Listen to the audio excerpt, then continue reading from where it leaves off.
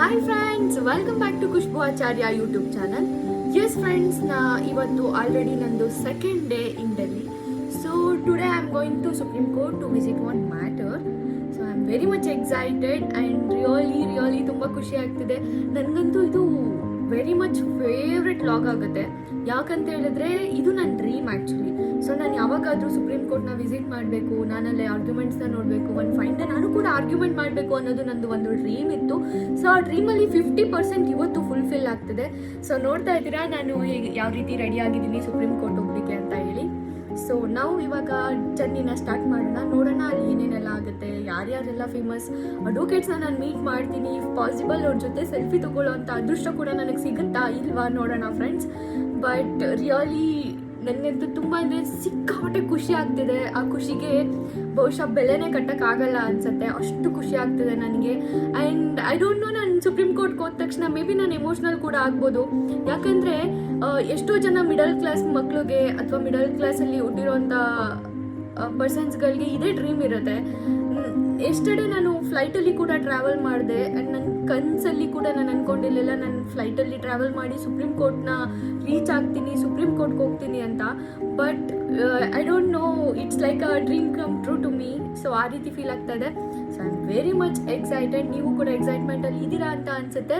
ಬನ್ನಿ ಹೋಗೋಣ ಸುಪ್ರೀಂ ಕೋರ್ಟ್ಗೆ ಆ್ಯಂಡ್ ಅಲ್ಲಿ ಯಾರನ್ನೆಲ್ಲ ಮೀಟ್ ಮಾಡ್ತೀನಿ ಆ್ಯಂಡ್ ಏನೇನೆಲ್ಲ ಆಗುತ್ತೆ. ಆ್ಯಂಡ್ ನಾನು ಹೋಗ್ತಿರೋದು ಇದೇ ಫಸ್ಟ್ ಟೈಮ್ ಆ್ಯಂಡ್ ನನಗೆ ಯಾವ ರೀತಿ ಎಂಟ್ರಿ ಆಗಬೇಕು ಎಕ್ಸಿಟ್ ಆಗಬೇಕು ಅಂತ ಕೂಡ ಗೊತ್ತಿಲ್ಲ.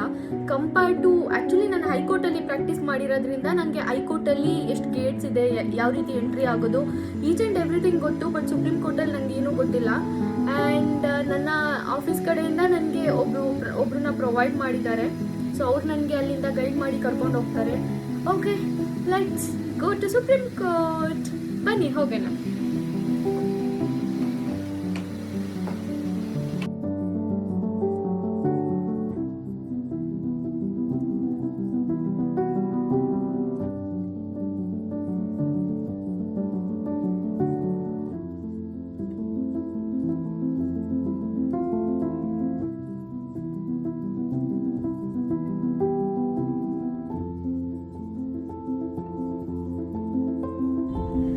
ಎಸ್ ಫ್ರೆಂಡ್ಸ್, ನೋಡ್ತಾ ಇದ್ದೀರಾ ಎಷ್ಟು ಟ್ರಾಫಿಕ್ ಇದೆ ಅಂತ.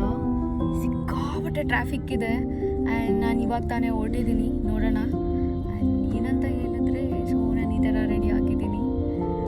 ಸಿಕ್ಕಾಪಟ್ಟೆ ಖುಷಿ ಆಗ್ತಾ ಇದೆ ಮನಸ್ಸಲ್ಲಿ.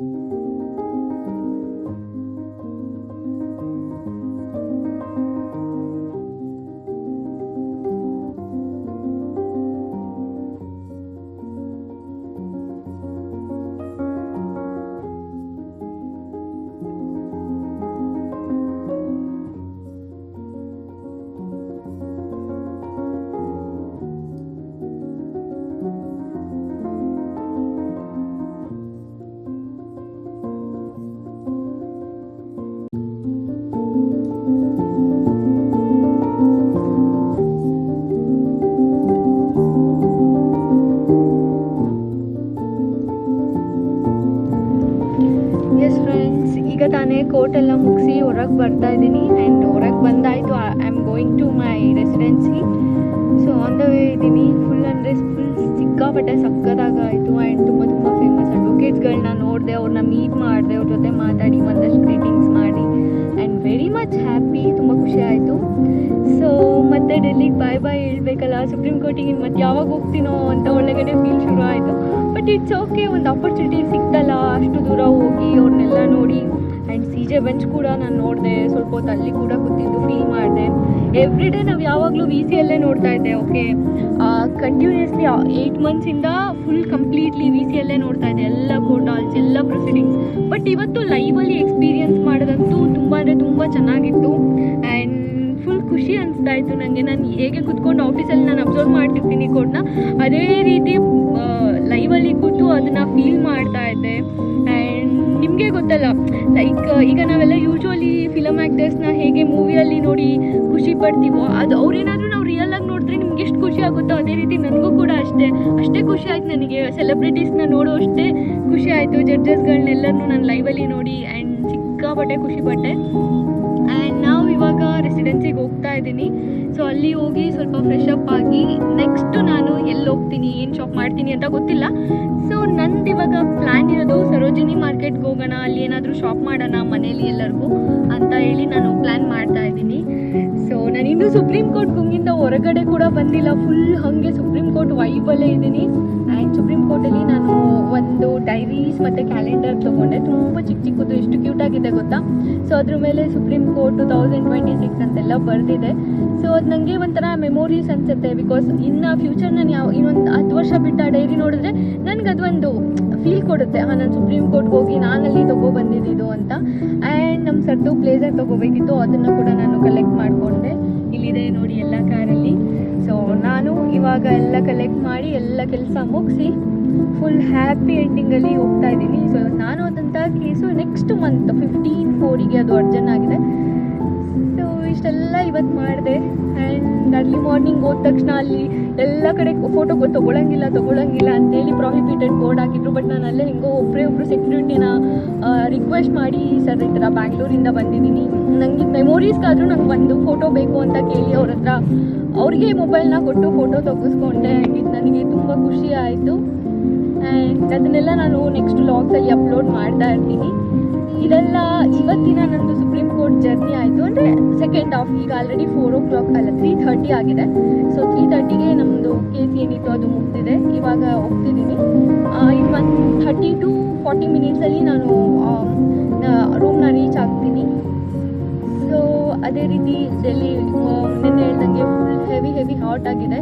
ಸ್ಟಿಲ್ ಎಷ್ಟು ಸನ್ನಿ ಇದೆ ಅಂದರೆ ಅಮ್ಮ ಸಿಕ್ಕಾಪಟ್ಟೆ ಸನ್ನಿ ಇದೆ. Okay, let's go to residency.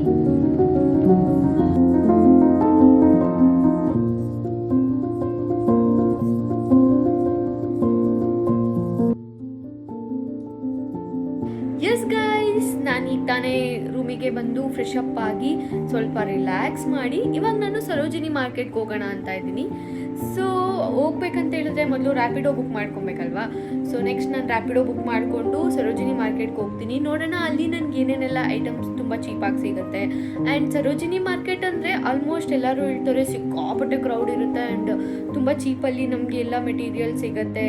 And ಅಷ್ಟೇ ಕೂಡ ಅಲ್ಲಿ ಮೋಸ ಕೂಡ ಮಾಡ್ತಾರೆ ಅಂತ ಕೂಡ ಹೇಳಿದ್ದಾರೆ. ಸೊ ನೋಡೋಣ ನನಗೆ ಏನೇನೆಲ್ಲ ಎಕ್ಸ್ಪೀರಿಯನ್ಸ್ ಆಗುತ್ತೆ. ಆ್ಯಂಡ್ ಅಲ್ಲಿ ತುಂಬ ಕ್ರೌಡ್ ಇರುತ್ತಂತೆ. ಎಲ್ಲರೂ ನನಗೆ ಆಲ್ಮೋಸ್ಟ್ ಸಜೆಸ್ಟ್ ಮಾಡಿರೋದಿಷ್ಟೇ. ಸೊ ನೀನು ಸರೋಜಿನಿ ಮಾರ್ಕೆಟ್ಗೆ ಹೋಗ್ತೀಯ ಅಂದರೆ ಮಸ್ಟ್ ಆ್ಯಂಡ್ ಶುಡ್ ನಿನ್ನ ಒಂದು ಬಿಲಾಂಗಿಂಗ್ಸ್ ಮೇಲೆ ನಿನಗೆ ಕಣ್ಣಿರಬೇಕು. ಅಷ್ಟು ನೀನು ಕಾನ್ಷಿಯಸ್ ಆಗಿರಬೇಕು. ಅದು ಹೇಗೆ ಕಳ್ತನ ಮಾಡ್ತಾರೆ ಅಂತ ಗೊತ್ತಾಗಲ್ಲ. ಸೊ ಅಲ್ಲಿ ತುಂಬ ಜನ ಚೈನ್ ಸ್ನ್ಯಾಚರ್ಸ್ ಇದ್ದಾರಂತೆ ಆ್ಯಂಡ್ ಫೋನ್ ಕೂಡ ಥೆಫ್ಟ್ ಮಾಡ್ತಾರಂತೆ. ಸೊ ಹಾಗಾಗಿ ನಾನು ತುಂಬ ಕೇರ್ಫುಲ್ಲಾಗಿ ಒಬ್ಬಳೇ ಸರೋಜಿನಿ ಮಾರ್ಕೆಟ್ಗೆ ಹೋಗೋಣ ಅಂತ ಹೇಳಿ ಧೈರ್ಯ ಮಾಡ್ತಾ ಇದ್ದೀನಿ. ಸಮ್ಟೈಮ್ಸ್ ಇದೆಲ್ಲ ಕೇಳಿದ್ರೆ ನಂಗೆ ರಿಯಲಿ ಭಯ ಆಗುತ್ತೆ. ಬಟ್ ಆಮೇಲೆ ನಾನು ಮೋಟಿವೇಶನ್ ಮಾಡ್ಕೊತೀನಿ. ಲೈಕ್ ಇದೆಲ್ಲ ಲೈಫಲ್ಲಿ ಒಂದು ಎಕ್ಸ್ಪೀರಿಯನ್ಸ್ ಆಗಬೇಕು. ಬ್ಯಾಂಗ್ಳೂರಿಂದ ನಾನು ಡೆಲ್ಲಿಗೆ ಒಬ್ಬಳೇ ಬಂದಿದ್ದೀನಿ ಅಂದರೆ ಒಂದು ಸರೋಜಿನಿ ಮಾರ್ಕೆಟ್ ಯಾವ ಲೆಕ್ಕ ಅಲ್ವಾ. ಸೊ ನಾನು ಈ ಥರ ನನ್ನನ್ನು ನಾನು ಮೋಟಿವೇಶನ್ ಮಾಡಿಕೊಂಡು ಇವಾಗ ನಾನು ಸರೋಜಿನಿ ಮಾರ್ಕೆಟ್ಗೆ ಹೋಗಿ ನಮ್ಮ ಎಲ್ಲ ಏನಾದರೂ ನನಗಿಷ್ಟ ಆದರೆ ಶಾಪಿಂಗ್ ಮಾಡಿಕೊಂಡು, ಅಥವಾ ನಾನು ಯಾರಿಗಾದ್ರೂ ಲೈಕ್ ನಮ್ಮ ಫ್ಯಾಮಿಲಿಗೆ, ನನ್ನ ಫ್ರೆಂಡ್ಸಿಗೆ ಒಂದಷ್ಟು ಗಿಫ್ಟ್ನ ತೊಗೊಂಬರ್ಬೇಕು ಅಂದ್ಕೊಂಡಿದ್ದೀನಿ. ಸೊ ಇಫ್ ಪಾಸಿಬಲ್ ಅಲ್ಲಿ ನನಗೆ ಸಿಕ್ಕಿದ್ರೆ ತೊಗೊಂಡು ಬರೋಣ ಅಂತ ಹೇಳಿ ಹೋಗ್ತಾ ಇದ್ದೀನಿ. ಆ್ಯಂಡ್ ನಾನಿರೋ ಕಡೆಯಿಂದ Sarojini market nearly 10 to 12 kilometers ಆಗುತ್ತೆ. ಆ್ಯಂಡ್ ಲಜಪತ್ ನಗರ್ ಮಾರ್ಕೆಟ್ ಕೂಡ ಇದೆ. ಸೊ ನಿಮಗೆಲ್ಲ ಗೊತ್ತಿರೋ ಹಂಗೆ ಲಜಪತ್ ನಗರ್ ಏನಕ್ಕೆ ಫೇಮಸ್ ಅಂತ ಹೇಳಿದ್ರೆ ಮ್ಯಾರೇಜ್ ಫಂಕ್ಷನ್ಸಿಗೆ ನೀವೇನಾದರೂ ಬೈ ಮಾಡ್ತೀರಾ ಅಂದರೆ ಅದು ತುಂಬ ಫ್ರೆಂಡ್ಲಿ ಅಂತ ಹೇಳಿದ್ದಾರೆ. ಸೊ ರೀಸೆಂಟ್ಲಿ ಈಗ ನಾನು ಮ್ಯಾರೇಜ್ ಫಂಕ್ಷನ್ಗೆ ಏನೂ ಬೈ ಮಾಡೋ ಥರ ಇಲ್ಲ.